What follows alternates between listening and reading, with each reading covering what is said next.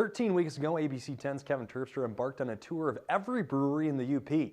After more than 3 months of traveling around the region, he's come full circle. Today we wrap up his Thirsty Thursday series, where it first began in Marquette, this time at the Vierling.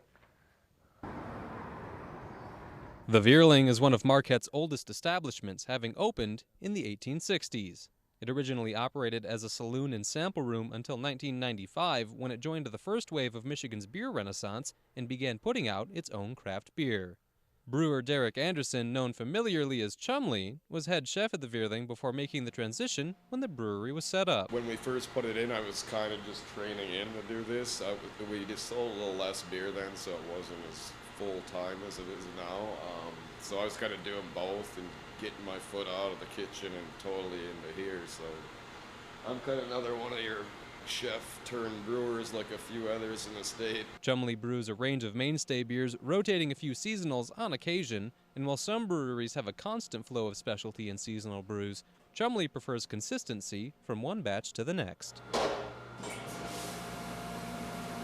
It's more about trying to brew a consistent product here for me, and having hopefully people see that it's the same every time they come here, I hope.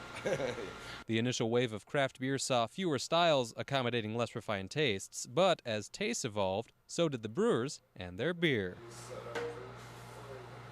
So we've all kind of evolved as brewers over the last 2 decades now because of the demand for such better styles and more old world styles and stronger styles, sour beers and bourbon aged beers, and that demand was not there when we started. I didn't see it much at all.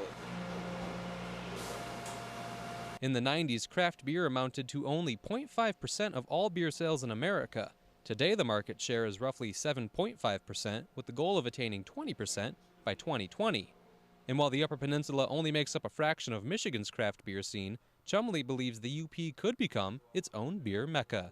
I think UP is really starting to come into its own and being part of the whole lower Michigan's thriving burst, especially in Grand Rapids and Traverse City area. I mean, can the UP be its own next little mecca worth for everybody to travel? That'd be great if we had 20 breweries or 25 in the UP. I mean, that would really make worth tourism coming through here to catch so many breweries along that way. I can see that happening.